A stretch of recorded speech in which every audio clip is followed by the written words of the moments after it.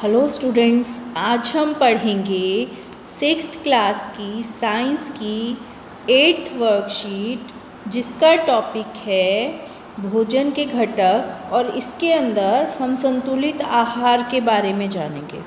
बच्चों, इस पाठ में अभी तक हमने विभिन्न प्रकार के पोषक तत्वों के बारे में पढ़ा, साथ ही साथ वृक्षांश और जल की इम्पोर्टेंस के बारे में जाना।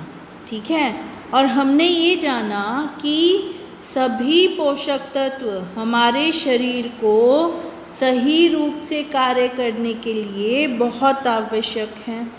हमारे भोजन में सभी पोषक तत्व होने ज़रूरी हैं, और ये नहीं होना चाहिए कि कोई चीज़ तो हमने कम ली और कोई हमने बहुत ज़्यादा खाई।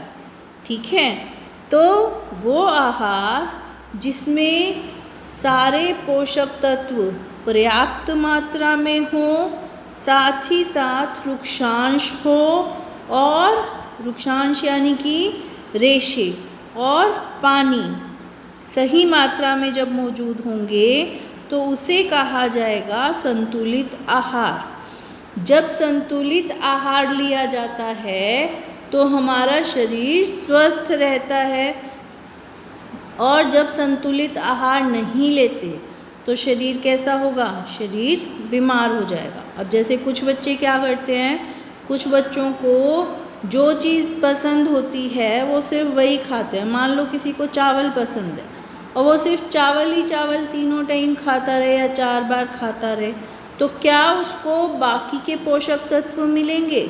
नहीं मिल पाएंगे, है ना।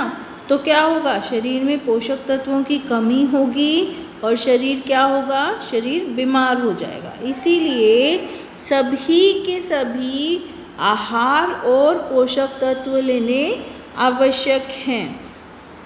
अब क्या होता है कि जब हम खाना पकाने के लिए तैयारी करते हैं तो हम क्या करते हैं? हम चीज़ों को धोते हैं, है ना, जैसे दाल को, चावल को, पर हम उसे कई बार धोते हैं, और उस धोने की प्रक्रिया में जो पोषक तत्व हैं वो कई बार निकल जाते हैं।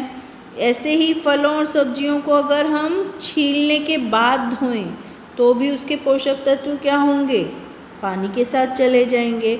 और अगर हमने खाना पकाते हुए ज़्यादा पानी का इस्तेमाल किया और बाद में उस पानी को फेंक दिया तो सारे के सारे पोषक तत्व क्या होंगे? उस पानी के साथ निकल जाएंगे।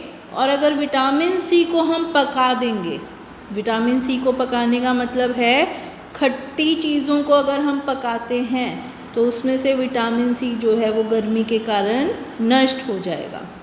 ठीक है, तो भोजन पकाने की तैयारी करते हुए और भोजन पकाते हुए हमें ये ध्यान रखना चाहिए कि हम फलों सब्जियों को छीलने से पहले धोएं, और चावल दाल आदि को कम से कम पानी के साथ धोएं, जिससे कि उनके खनिज पदार्थों का नुकसान ना हो। और विटामिन सी के पदार्थों को हमें पकाना नहीं चाहिए, जहाँ तक हो सके उन्हें कच्चा ही खाना चाहिए।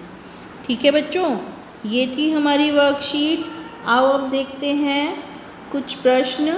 सबसे पहले हमें एक चार्ट तैयार करना है जहाँ पर हमें उन पोषक तत्वों के बारे में लिखना है जो हमने पिछले 1 या 2 दिन में खाए हैं। ठीक, और पहला प्रश्न है, सही कथन के आगे सही का निशान लगाइए। सिर्फ चावल खाने से हम अपने शरीर की पोषण संबंधी आवश्यकताओं को पूरा कर सकते हैं? नहीं, हम नहीं कर सकते, क्योंकि हमें दूसरे पोषक तत्व भी चाहिए। आहार में फलों और कच्ची सब्जियों को शामिल करना चाहिए?